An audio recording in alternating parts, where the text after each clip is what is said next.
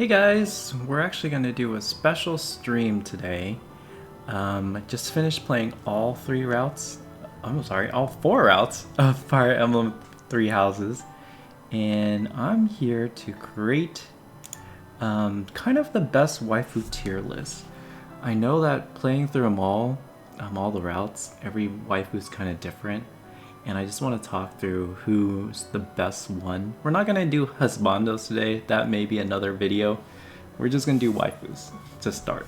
I do want to do husbandos eventually because the guys are great too, so we'll save that for another video. Alright, I'm going to start here with the female Byleth. I think female Byleth is just okay as a player character. The only real choices you have to make is which route you choose, and that's kind of done at the beginning of the game. Otherwise, she kind of just gets dragged through the story. There's not any significant decisions. I mean, there may be one if you're playing blackeagles to let somebody live or die, but other than that, not too great. Feels like she's just being dragged through this story throughout all four routes. So we're gonna go and we're gonna move her to C because she's just kind of average, you know? Not even the best one, just kind of average there. Alright, we're gonna talk about Edelgard first. A lot of you know her as Edie. Definitely a prominent role when playing Black Eagles. She's very determined. She has two crests. She comes off as tough, prepared. She kind of pushes you as the instructor on whether or not to take her side or not. She's driving you into action, and with Byleth, as we just talked about, kind of being an in-action person, being the action, pushing you in the right direction, it's great. Now, we're going to talk about Black Eagle's route, her main route. She's really the star of the feature, and she actually has a hidden agenda, but she doesn't like to reveal all her plans right away. All of her motives kind of seem shrouded in mystery, and she's kind of forced to collaborate with people she doesn't really like in order to beat those people later on. She still does what she has to do, but in the other playthroughs, her true motive isn't really revealed until the very end. And in bluelions, I don't know if it's revealed at all. She just seems really stubborn in bluelions route. So for that, and the fact that, you know, her solution, ironically, whether you go with Edelgard or you side with the Church of Saros, they kind of lead to one thing, which is a unified nation, right? And the defeat of those who slither in the dark. So I think overall, she's an A. She's kind of like an A minus, so we'll put her here and then we'll move her accordingly. Alright, the next female we have is Bernadetta. Now I like Bernadetta because she kind of stays the same, yet she kind of grows up throughout the story. What I mean that she stays the same is she has anxiety, she'd rather just stay in her room. I kind of get that sometimes. Sometimes you just want to be alone, you don't want to be socialized, and you just want to stay inside, play video games all day, or just hide from everyone else. She still likes to go out, and if you cook with her, she's actually a pretty good cook. So I think Bernadetta has a place there. I definitely like post-time skip Bernadetta. She's a little more determined. She's more willing to stand up to her father, and she does show growth along the way. So for now, I'm gonna place her as, and as far as usefulness in combat, her crest is actually one of the stronger ones, where it might do an extra attack, and that is critical, especially when you're trying to beat one of those tough beasts where you have to knock down all the shields first. So I'm gonna put her in A rank as well, with Edelgard here. The next one we have is Dorothea, and with Dorothea, I think she is definitely kind of one of the greater characters.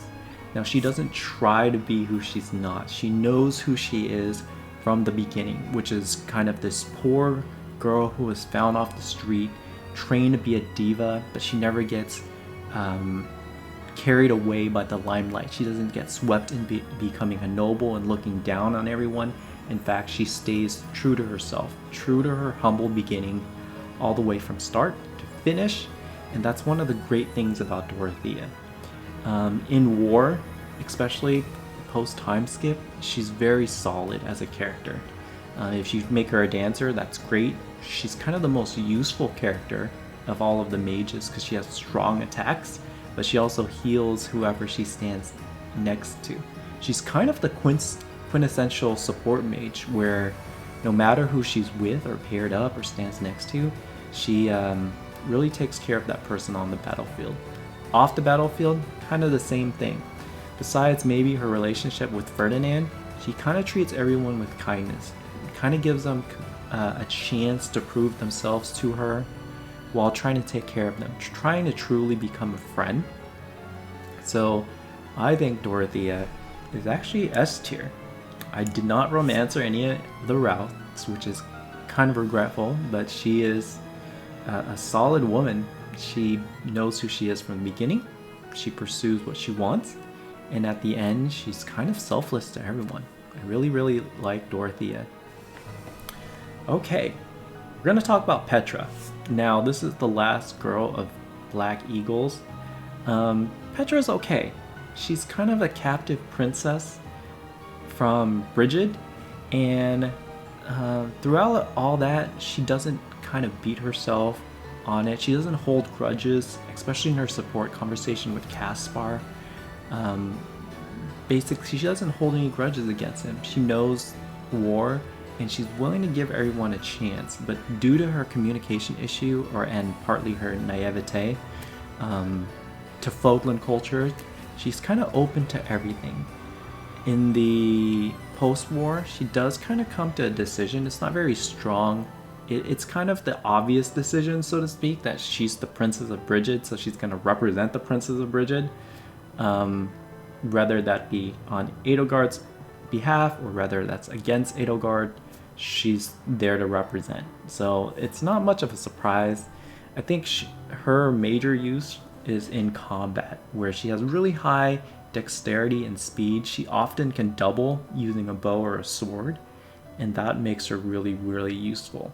If you make her a dancer, which I did in the church route, that she's good too because she can sing, but then she can be up in the front line. I'm sorry, she can dance. Sorry, it's three houses, and she can fight back because that sword avoidance that you get with the dancer class becomes kind of her strength. So I'm gonna put her in a B tier. I think that's our first B tier here. And that concludes all of the Black Eagle women, along with Violet, who's again just kind of drawn by the story. We're gonna move on to bluelions. Now we're gonna start with Mercedes. Mercedes is kind of your typical big big sister rather. She is kind of a teacher to everyone. I think she's a little older than everyone, so she has that patience.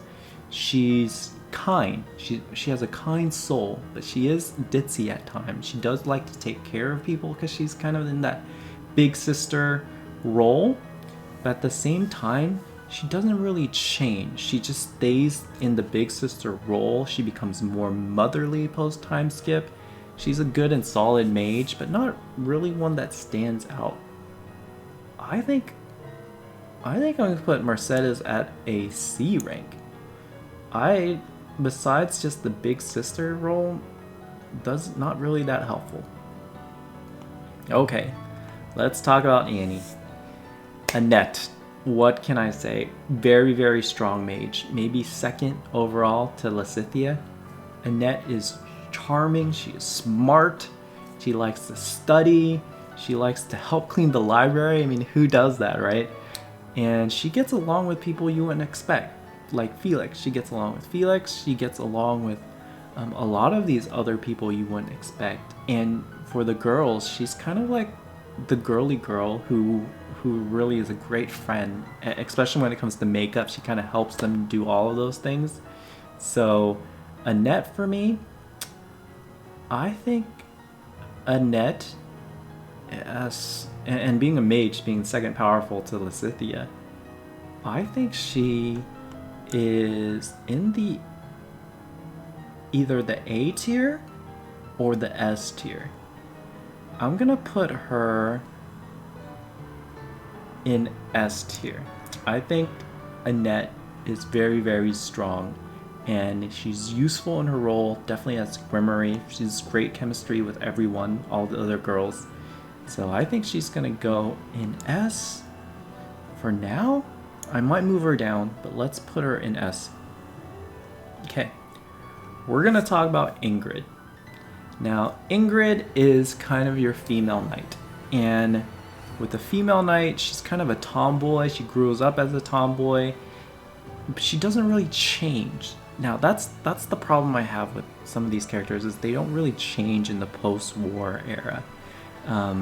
With Ingrid, she learns to stand up to her father and follow her path as a knight, but that's basically it. You get one paralogue with Ingrid, trying to not marry this scumbag of a guy, but you don't get anything else. It's just that one thing with Ingrid. So kind of like Petra, it's very, very expected, and she doesn't grow on beyond her kind of iconic female Cavalier, or in this case could be Cavalier or Riven Rider, Falco Knight, whatever you want to call it. She doesn't really grow beyond that. So I'm gonna put her in B, kind of like Petra. She just goes the path that you expect. Okay, now I'm gonna talk about Lysithea. This girl is strong. She is the youngest in all of the classes, and she kind of just kills everyone out of the water in the combat. I don't know what else to say.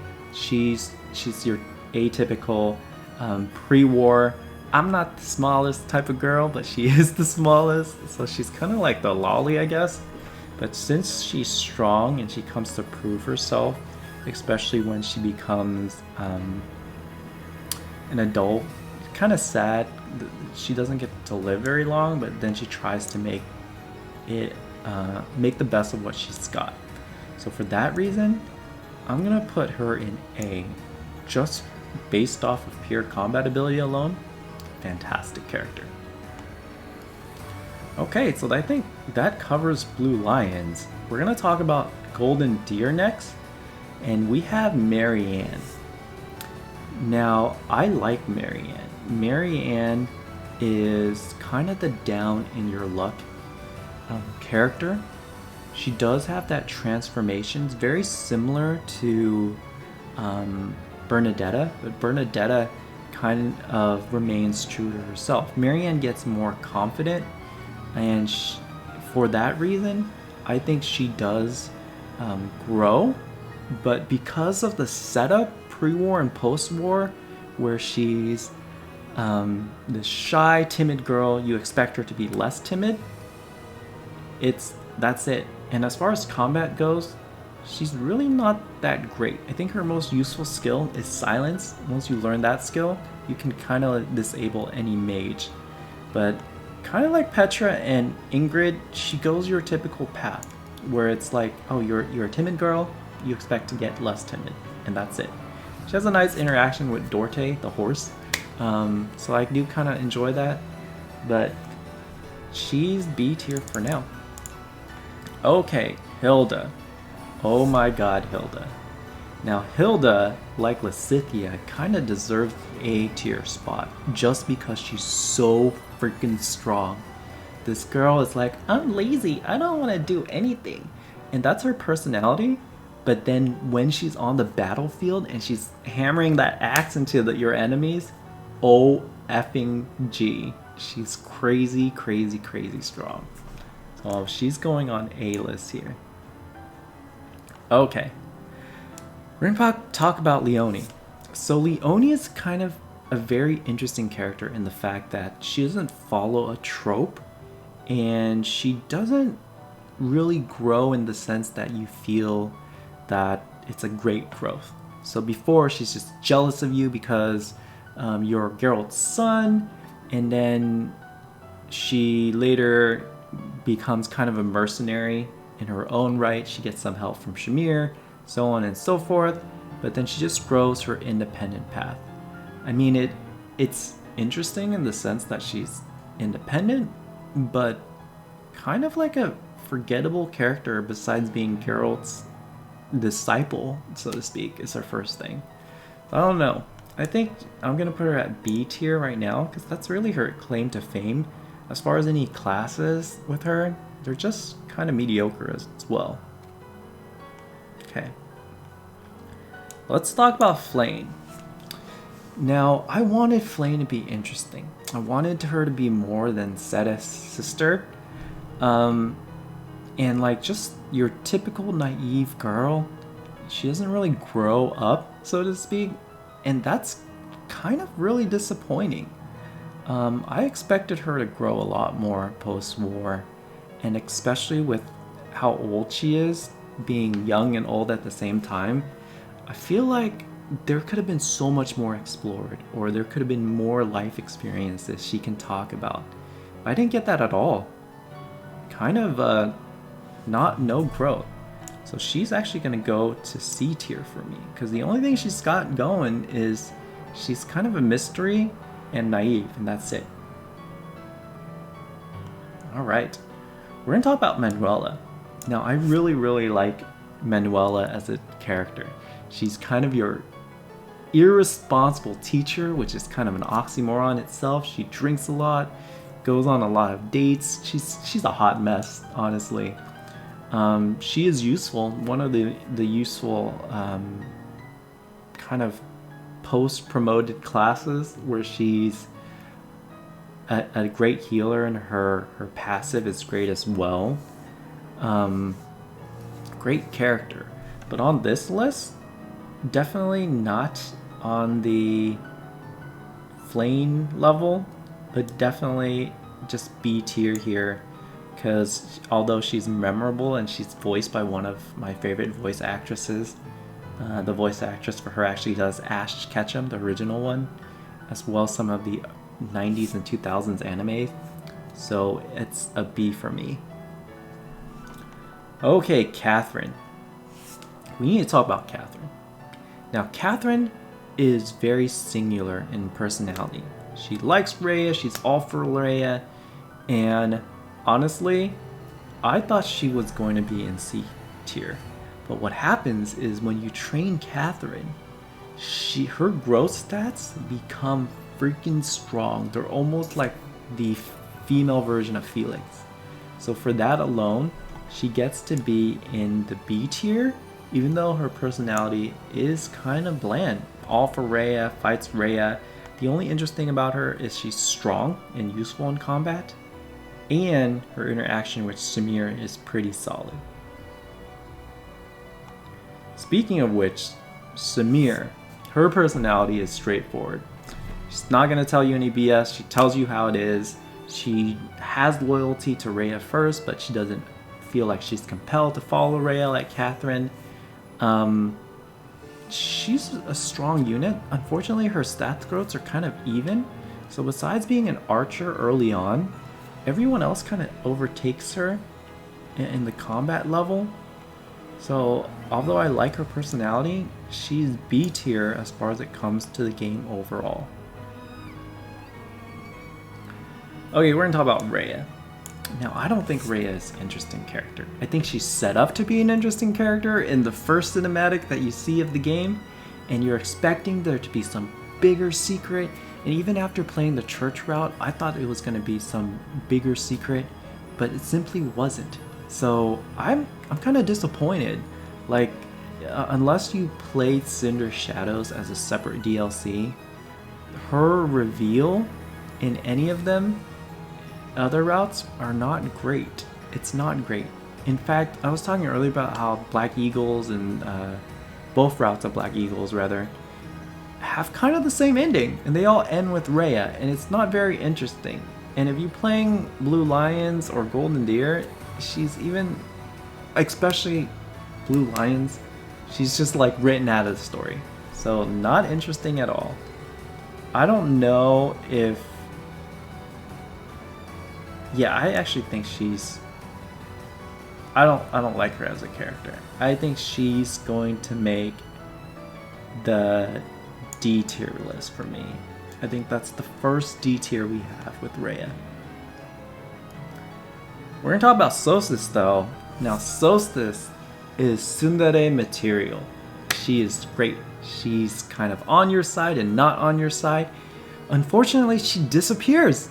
After a certain number of chapters, she disappears, and that's kind of the drawback. She would have been S tier if she was with you the entire time, but she's only with you there. She has no uses in combat, but basically her powers is what enables you to fight everyone.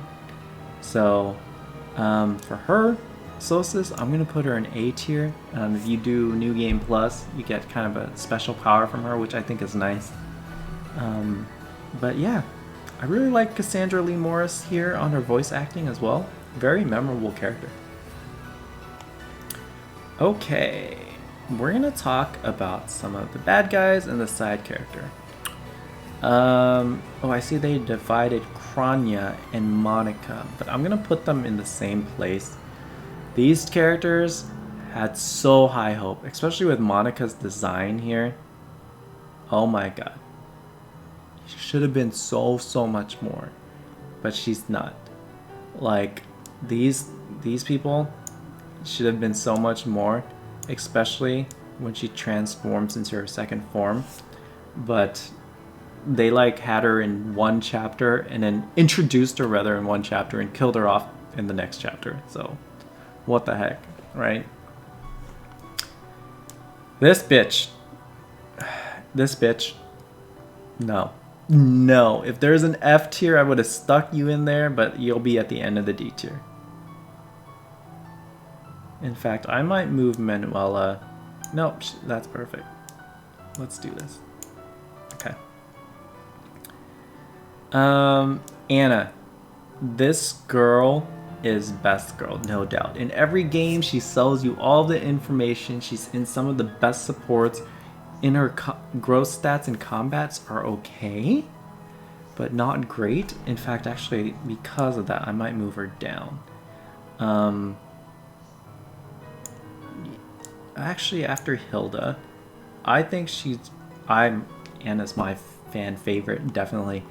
And I move her down to A simply because her stat growths are kind of equal, so you can make her whatever you want, which is positive and negative. But then also, you don't get any supports. What's up with that? What up with that? Okay.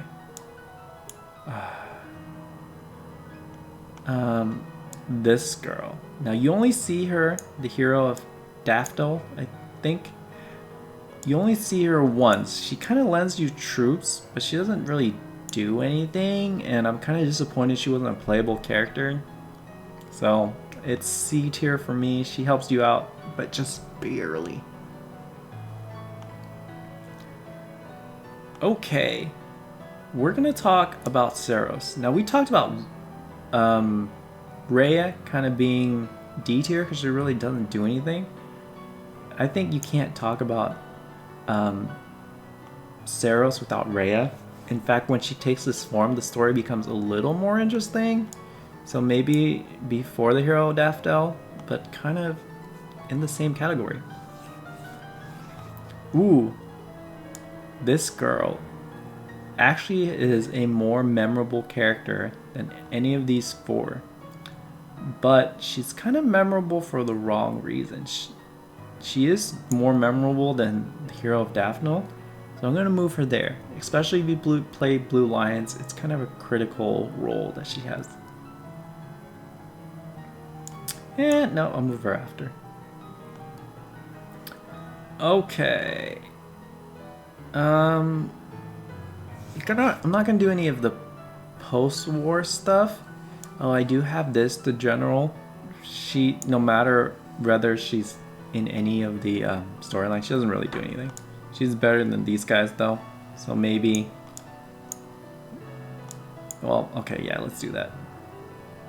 We're not gonna do any post-war portraits, but we are going to do the Cinder Shadow folks. So I'm going to talk about Coco. Coco is one hell of a gal. I think she alone, because she's so strong, when she becomes her special class, which is a dark flyer, you cannot stop her. She can hit and run, but she's not as strong as Lysithea or Annette. So Lysithea or Annette, they're definitely stronger. Constance is up there. I would put Constance before Hilda. I know Hilda is strong. Well, I'll put her after Hilda. So Constance definitely useful. I really like her personality, the dual in the sun, not in the sun personality. I think that's great. And then lastly, we have Hapi. How can we have Coco without Hapi? Hapi is just as strong as Coco. She's a mounted unit as opposed to flyer. But her range on her magic is so crucial. And she has the dark magic spells without needing the dark seal. So for that, she's there. So let's see, do I want to change anything? I still think Dorothea is the most interesting and useful character. Annette is really kind of the friendly character. Edelgard, I think she is ahead of the A tier, but definitely not A tier. Do I like Lysithea more than Bernadetta? I do.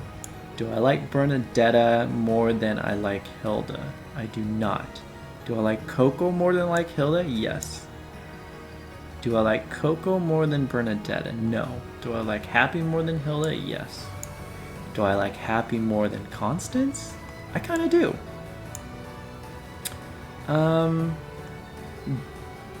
I think this is fine. Of this list, definitely the most useful is Petra. And then you have... This ranking is okay as well. I think in terms of pure battle strength, Catherine would have been up top, but she's definitely the most boring character. Alright.